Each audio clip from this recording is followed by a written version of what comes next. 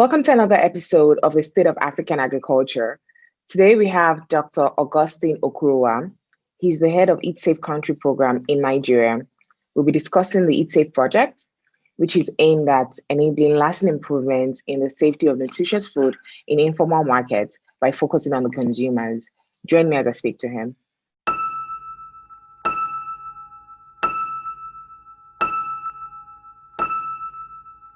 Dr. Okoruwa, thank you for joining me today. How are you? I'm fine, and thank you. Thank you. So I wanted to discuss the EatSafe project. I want you to talk about what the EatSafe project is and why you've chose, what you've learned, why Kebbi State, and what you've learned over the years in Kebbi State. Thank you. The project name is EatSafe, which means evidence and action towards safe, nutritious food. So it is a project that is funded by the United States Agency for International Development. Nigeria as a country has a food safety challenge with a lot of foodborne diseases arising from food safety issues. Kebbi State is a state in Nigeria with 66.1% of its children stunted. Wow. And that is a higher rate of stunting in Nigeria. And interestingly, Kebbi State is an agrarian state with animal and plant food sources, and yet malnutrition is a huge problem. And the state capital, Benin Kebbi, is actually one of the 6 local governments in the state that have the highest burden of malnutrition. So that is strange. So the focus on Kebbi is a function of this, so that we can look at how best to improve the status of the state as it relates to food safety and nutrition on the long run. That's interesting to know about Kebbi State. Do you have any plans to replicate it in other states? At the moment, we are focusing only in Kebbi State, depending on the funding agencies' support system and availability of funds. Yes, we would like to implement this project in other states, but as of now, it is only in Kebbi State. So let's go into food safety. When you mean food safety, can you tell us what food safety is? A big word, but let's get into the details. Give me the examples of food safety that you're working with. In a very simple way, food safety is the assurance that food that you prepare and consume in the intended form or state does not cause harm to you. That is the assurance. That's food safety. And that's why we say food that is not safe is not food at all. Because if it causes you harm, it's not good for you. So what are some of the key things? How are you working with vendors and consumers? How do you create a demand for safety food among consumers? Yeah, the first thing to understand is that if you don't have knowledge, if you don't have awareness, if you don't understand what food safety is and its implications for your health, you will find it difficult to engage. So the first point is to understand what food safety is, what are the causes, and what are the issues and the challenges. So letting vendors and consumers know that food safety causes foodborne diseases is important. Foodborne diseases that they don't relate to food safety, such as diarrhea. Diarrhea, for example, is a major problem, and in many cases is a food safety issue that is developing across Nigeria over time. And I can tell you in Nigeria, a previous study has showed that over 173 million cases of diarrhea was recorded in Nigeria with about 33,000 deaths. And hardly do people really relate that to food safety, because diarrhea is a food safety issue. And it's surprising how, in Nigeria, diarrhea is not even, they don't even take it serious. It's just a one-off, okay, diarrhea, nothing major. So I'm glad that you're mentioning this. But it's a killer. It does kill people. So when it's not properly handled. Yeah. The nitty-gritty. And this comes in terms of with vendors. When we talk about shelf life, most vendors, they try to elongate or expand their shelf life of their products. So they're thinking more of profit instead of health or food safety. How do you get vendors to change that mindset and make sure that, if something is spoiled in terms of fruits and vegetables, they're throwing it away, not necessarily just selling it in terms of profit? Yeah, despite the fact that vendors are interested in profit, knowledge is power.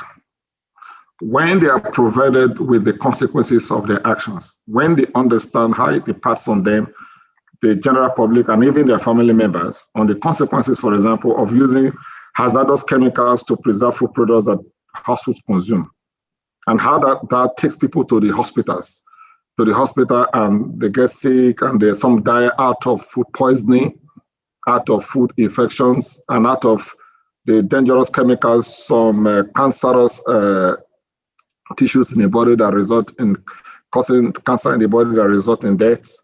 When they are well informed about this, and that is a result of their malpractices or food fraud that they are committing, that will help them to understand that they need to pay close attention to the fact that food that is meant to be consumed should be wholesome, should be safe, and should not be tampered with, despite the profit orientation. That should be a level of ethical practice. So how do we get the vendors? Like I said, not only the vendors, the consumers. That's why the project is focusing on informal markets and the consumer. As you may know, the informal market includes street food vending. So that is the informal market, include roadside food sellers, and food that you sell in an unstructured environment. So that's why we are focusing on the informal market. We are not focusing on manufactured goods or products. We are not focusing on the formal markets. Like in Lagos, if you get to my 12 market, that is an informal market, so to say, for instance.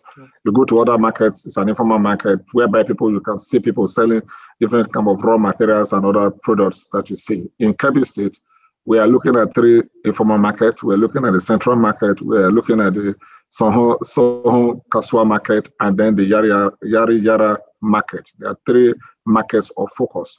These are markets the ordinary people go to purchase their food items.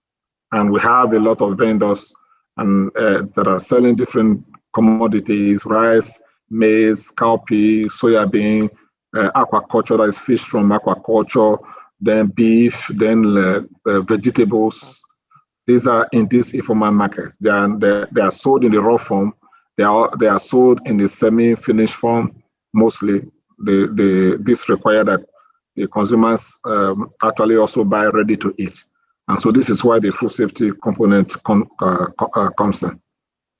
So how are you creating awareness and getting to these food vendors and consumers to create a behavioral change? What kind of awareness, what kind of advocacy is the EatSafe project doing? Yeah, in the first instance, this project is in 2 phases. We have phase 1 and phase 2. Phase 1 is the formative research that will enable us to generate information and evidence on what the practices, the norms, and the cultural status of the people, and how the market themselves operate. So we get that background information, so baseline information that we need. And then we've started with the stakeholder mapping. We needed to know who are the key stakeholders in this market, which cut across a variety of stakeholders, from the government to the market associations, to the vendors themselves, to the consumer themselves. So the requirement at this stage is to consolidate this information and then design tools to engage them to understand better what food safety is. And this would involve trainings, they could involve focus group discussions, advocacy with the government and the vendor associations, the market associations, and all critical stakeholders, including regulatory agencies, to be able to understand clearly the importance of ensuring best food safety practices, personal hygiene practices, environmental sanitation, and so forth and so on. At the moment, we have not started the intervention. Okay. So the interventions that we want to actually implement will be as a result of a co-design, whereby all the stakeholders and the critical stakeholders come together, and after reviewing what we have found from the pharmaceutical research, we define interventions that are appropriate. And that's why I told you that we actually have a behavior change expert joining us, Busara, on this project, so that where it comes to a behavior change, We have expertise joining us to be able to implement specific and bespoke behavior change activities that will enable us to directly impact on the consumers and vendors in ensuring that they clearly are able to know that it is important that they adhere to some basic practices that ensure food safety in the state. So by the end of in the next 5 years, what do you hope to achieve with this project? What are the key results you'd like to see from the project? Yeah, at the end of the project, we expect to have the increased and consolidated knowledge and evidence of food safety risks in informal markets in Nigeria. We would have had the consumers, the vendors, and the general public understand the significance of food safety and the need for them to be able to pay close attention to food safety issues to ensure the reduction in foodborne diseases. And that is very important, because if you don't have the knowledge, if you don't have the understanding that food safety is a key issue that can impact on your family health, then people don't take it serious. So as long as we link it with how it impacts on the consumer directly that buy this food product and their livelihoods, when we explain that at the end of the project, we expect the consumers and the vendors to have a better understanding, and therefore we expect behavior change for them to now begin to practice better food handling practices, better food storage practices, better food transportation practices, and better display of food products under hygienic conditions in the informal markets. On a final note, the overall result that we would be expecting is that we'll be providing consumers the knowledge base to demand for safe food in informal markets. And that would, if there's a consumer demand, obviously, all the stakeholders had to get in. Yeah, the consumers are conscious of food safety, and the vendors now know that consumers are interested in food safety, and that if they are not complying with food safety, that it will result in less sales for them and less customers coming to their own stores and wares to purchase food products. That will also encourage, thereby even make them to pay very close attention in adhering to food safety practices, so that they can have return purchases from consumers. Otherwise, when consumers start going to preferred vendors whose selling environment has better sanitation, who are better equipped in terms of personal hygiene, environmental hygiene, food safety hygiene on its own, food safety on itself, then the vendors that are not compliant, we have to rethink and then ensure that they sell their produce under hygienic circumstances and ensure food safety for the consumer. Thank you. And it's a great way to get the vendors more efficient. So it's a great way. Thank you. This project is interesting. I think it's one of those things that needs to be replicated everywhere, because we know we have informal markets in different states, and not just even in Nigeria, other African countries and other places as well. So I really wish you luck and successful impact with this project, and hopefully we want to see it in other states. I think every other state needs it. Thank you very much, Dr. Okoruwa. Thank you for your time again.